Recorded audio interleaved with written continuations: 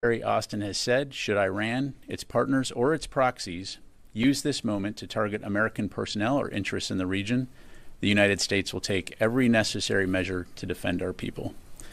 And separately, I do have an update to provide on DoD support to Hurricane Helene response efforts, but I'll provide that at the end. With that, I'm happy to take your questions. We'll start with AP. Tara. Thanks, General Ryder. What Navy destroyers were involved in helping shoot down and intercept? And given this escalation, what's being communicated between Secretary Austin and Minister Gallant right now in terms of tampering things down and potentially avoiding a wider war? So the two Navy destroyers involved were the USS Bulkley and the USS Cole. In terms of the conversations between Secretary Austin and Minister Gallant, I won't get into the private discussions other than to say we are consulting closely with them on next steps and the continued defense of Israel. And then, are there any plans underway to conduct a NEO given the increased risk of a wider war? Right now, there has been no order to evacuate. As you've heard us say before, we are a planning organization, so we, of course, plan for all contingencies. But as of right now, State Department has not called for an evacuation. Jennifer. Should we assume that the SM-3s were used by the Cole and the Bulkley to shoot down or to intercept the missiles? I'm not going to get into the specific type of ordnance, Jennifer, other than to say, again, they fired a dozen interceptors. And Iran said that they gave a heads up to the U.S. and to Russia. How much warning were you given by Iran? Yeah, I'm not aware of any pre-warning by Iran about their potential attack. As you know, this is something we've been following very closely for a while, based on the threats of retaliation by Iran. And so we've been closely consulting with Israel for a while now to be prepared in the eventuality. And as today demonstrated, we were prepared and we were able to successfully work alongside Israel to defend them from this attack. Let me go to Carla. Thanks, Pat. You said that the destroyers shot down Iranian missiles.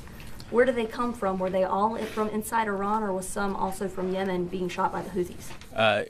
Carla, to my knowledge, and again, we're still assessing this, these were all launched from Iran, ballistic missiles. And what I said was that they fired the interceptors towards those missiles. So. And then were any other U.S.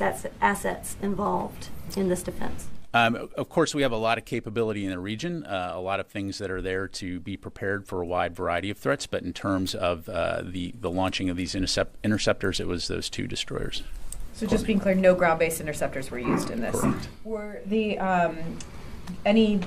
were you aware of any duds that didn't fire off, that maybe Iran wanted to fire more than the roughly 200? As I mentioned, we're still assessing the outcome of the attack, and so we'll have much more information later. But these are all, our initial reports. And then on the second call with the Secretary and Minister Gallant, did he urge Israel not to respond or to moderate any response to Iran, or did Gallant share any of Israeli intentions for their potential response here? Well, again, as I'm sure you can appreciate, I'm just not going to be able to get into the details of their call, other than to say, again, we're consulting closely about next steps and the continued defense of Israel. What does Secretary Austin think about the potential for an Israeli response here?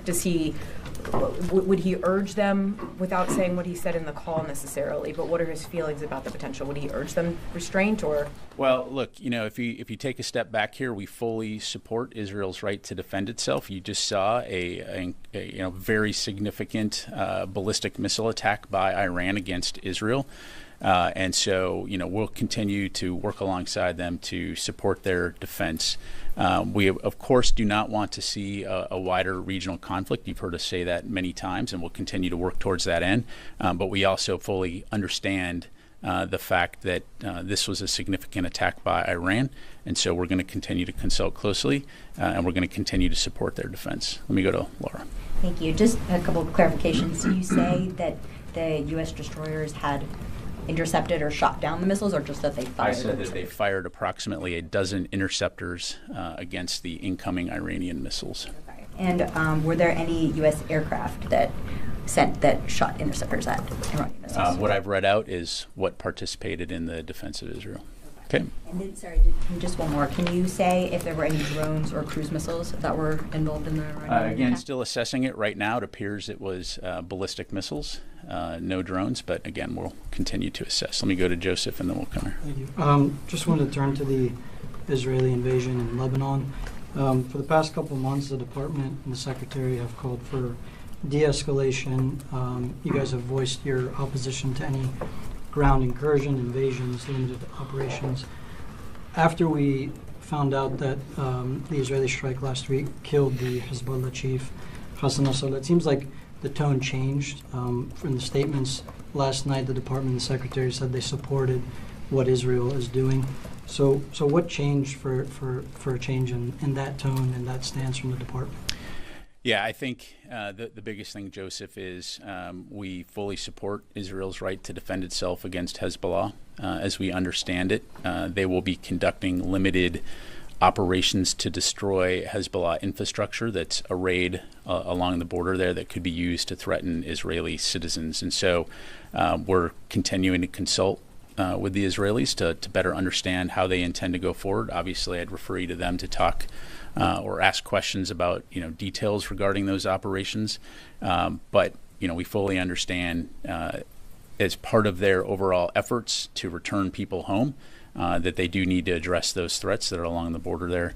And so all that to say, we will continue to consult with the Israelis and other partners in the region long term about how we can ultimately de-escalate those tensions and get to a ceasefire. Have they asked for any help from you guys doing whatever it is that they want to do? No. Yes, sir.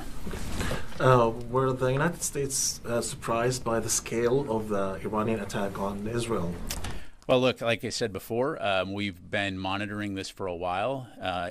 Iran had been very public about its threats to retaliate, and so it's something that we've been monitoring.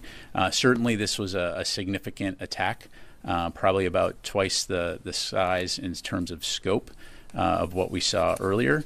But again, we're still assessing the outcomes of this.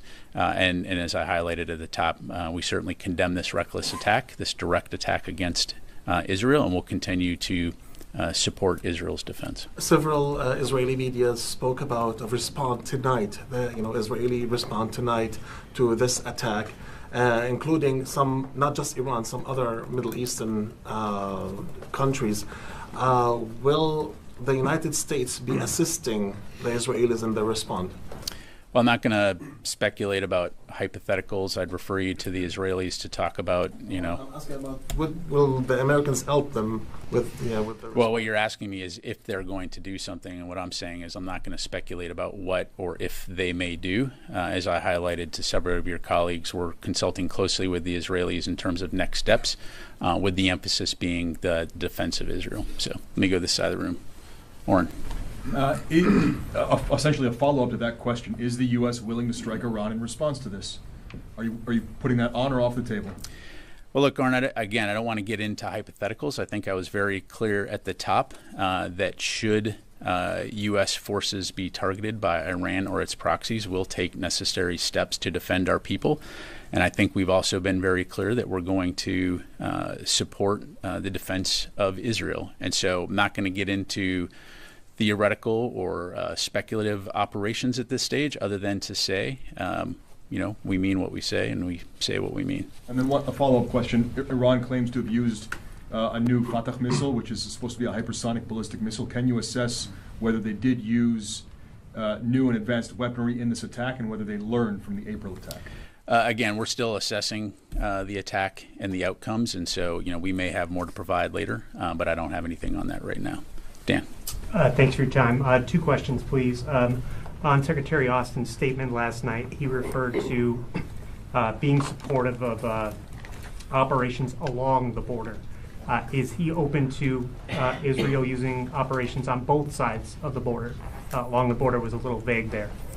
Well, I think I'd go back to how I responded to Joseph, right? We understand and support Israel's right to defend itself against Hezbollah, as we highlighted in the readout. We understand that part of that is dismantling some of the attack infrastructure that Hezbollah has built along the border.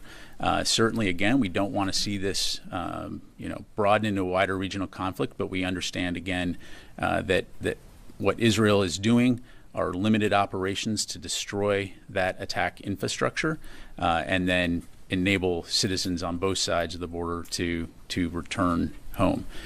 Ultimately, at the end of the day, we do think that a diplomatic resolution is the only way to achieve lasting stability and security across the Israel-Lebanon border. So, we're going to continue to work to that end. But we also, again, understand Israel's need to defend itself. And then a follow. The State Department read out a report on an attack on a diplomatic facility at Baghdad Airport last night. Have you seen any other attacks on U.S. forces, I guess, since Friday? This one would seem to be on a diplomatic facility, but be it in the last day, particularly at this heightened time of tension, or just broadly over the last couple of days? Yeah, as of right now, I'm not aware of any additional attacks. Thanks. Sir. The Iron Dome, how effective is it against ballistic missiles? And some of the televised images appeared to show some of them landing on infrastructure. Are you aware of that? In general, was this attack more effective than the Iranian attack in April? Again, understanding that a lot is still very initial. As I highlighted, initial indications are that there was minimal damage on the ground. In terms of the specifics, though, I'd have to refer you to Israel really to talk through that. And again, as more information comes in, we'll certainly know more. But the initial assessment is that Israel was able to successfully defend itself, of course, with the support from the U.S. And so, again, we may have more later on that. Helene? Thanks, Pat. I just want to be clear because it seems like we're at a very dangerous time where any kind of ambiguity from the U.S. could lead to an attack on American troops. And when you say I understand when you say that we're going to defend any attack at American troops. I also understand that that you said that no American troops were hurt. So therefore, are you saying the U.S. is not planning on a kinetic strike against Iran? Because right now, when you say there will be consequences, all of that, you're leaving it vague, and people don't understand. And I want to understand: are we going to be joining Israel in hitting back against Iran in a kinetic manner? Yeah, so with all due respect, you're talking about a hypothetical future, right, and presupposing what Israel may or may not do. So I'm just not going to talk about... But you said there will be consequences, and Jake Sullivan said there will be consequences. So right, what does and that I think mean? Broadly speaking, the U.S. has been clear that there will be security, economic consequences should Iran attack, but I just don't have anything to preview specifically as it relates to that. All right. Yes, sir. Thanks, Pat. Just to clarify, did any U.S. aircraft track any of the missiles either before the launch or during the attack, even if they weren't involved kinetically in the defense of Israel? So I won't go into specifics, Chris, other than to say, as you well know, we have a wide variety of ISR capabilities throughout the region to monitor and track potential aerial threats, to include aircraft that do that. So I'll just leave it there. Okay. Charlie. Thank you, General. I know you said repeatedly that Iran doesn't telegraph these attacks, yet from early this morning we were told that an attack would be imminent. So we're getting some sort of information from somewhere. Based on whatever that was based on, where does Iran stand now? Is this just the first salvo? From your assessment, are they positioned to go ahead and pull the trigger again at will? That's really a question for Iran. As evidenced by this attack, they certainly maintain the capability to conduct additional attacks.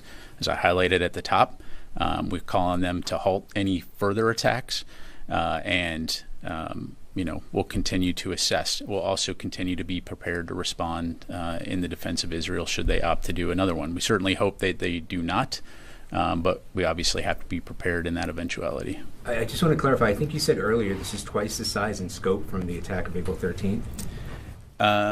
Yeah, it's about twice as large in terms of the number of ballistic missiles that they launched from the last. Do you believe it was their intent to actually do damage this time? Well, look, you don't launch that many missiles at a target without the intent of hitting something. So absolutely, just like the last time, their intent is to cause destruction. And so fortunately, Israel has very significant air defense capabilities, and the U.S., of course, played a role in helping on that front as well. Thank you. Matt? Thanks, Pat. You said there have been no new attacks on U.S. forces in the region, but is the department tracking a greater threat now to U.S. forces, and are you taking any extra measures on top of the recent plus-ups you've done for force protection? Well, Matt, I mean, as you know, we're always taking force protection very seriously. We're all very well aware of the heightened tensions in the region, and U.S. Central Command has been, for a long time now, constantly assessing and reassessing the threat to ensure that our forces are protected. Like I mentioned, I'm not aware, as I come to the podium, I'm not aware of any additional attacks beyond the one that Dan mentioned, but it's something that we'll obviously be keeping a close eye on to protect our forces. Secondly, were there any other nations other than the United States and Israel who took part in intercepting missiles or helping to track them or anything like that? Yeah, I don't have anything to provide on that, and obviously I wouldn't speak for other countries from here. Yes, sir. General, I'd like to ask you if you guys talk to the European allies and if you ask for military support in protecting Israel in case of another attack from Israel, the proxies, or is at the moment it's only the U.S. Helping Israel military-wise? Well, I'll allow other countries to speak for themselves. I will say, and we'll put a readout on this this afternoon, as soon as we're done here. The Secretary did have an opportunity to talk to his French counterpart earlier this morning, just to talk about the situation in the Middle East. This was before the Iranian attack occurred. And so, we'll get that out momentarily. Broadly speaking, though, again, in terms of any European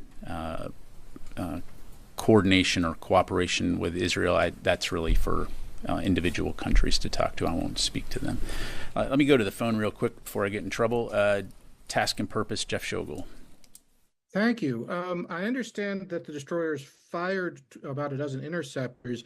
Did they hit any of the missiles? If so, how many?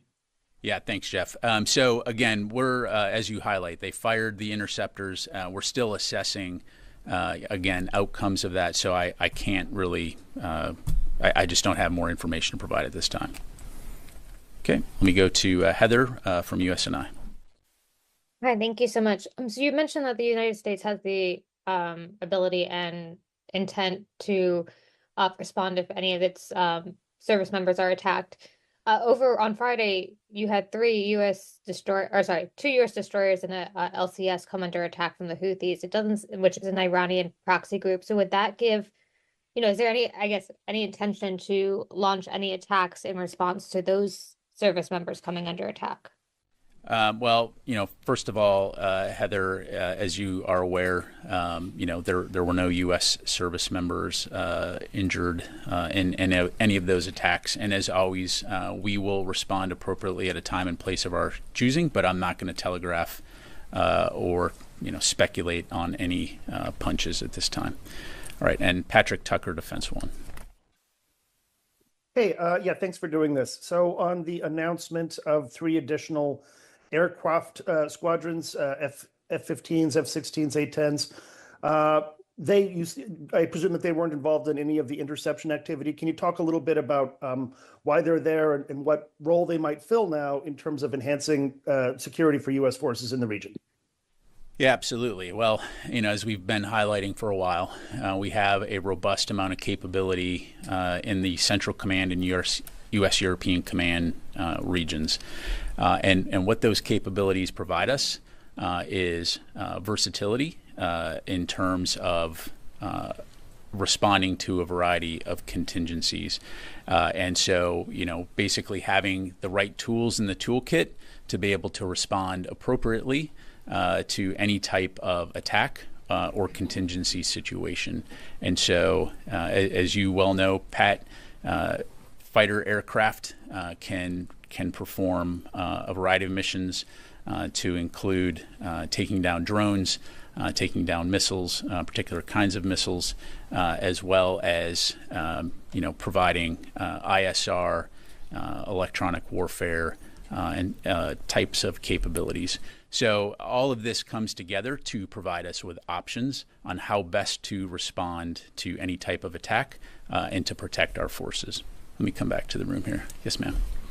Thank you, General. First, on Iran, after today's attack and the expected response from Israel, is the assessment at the Pentagon still that the situation in the Middle East still under control and we're not in all-out war yet? And the second question on Lebanon, excuse me, what's your understanding to what Israel is calling limited ground operations or incursion? Is it limited by, like, in time, in scope? How do you see this? Sure. So in terms of your first question, as you know, we've been working very hard from the beginning to prevent a wider regional conflict. Certainly the type of aggressive action that we saw by Iran today makes that more challenging.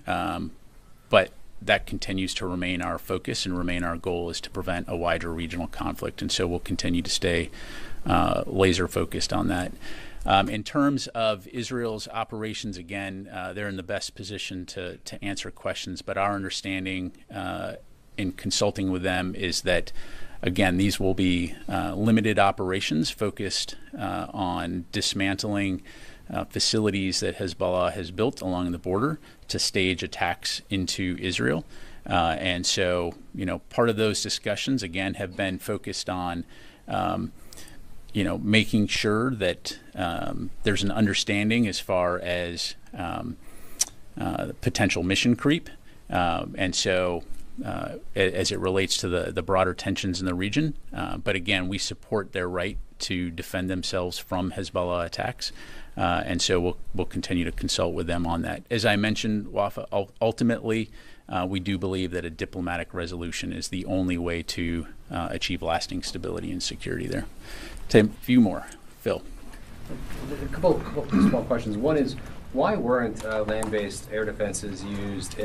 And did you find that you had, did the United States have fewer partners in trying to knock down these Iranian missiles this time than it did in April?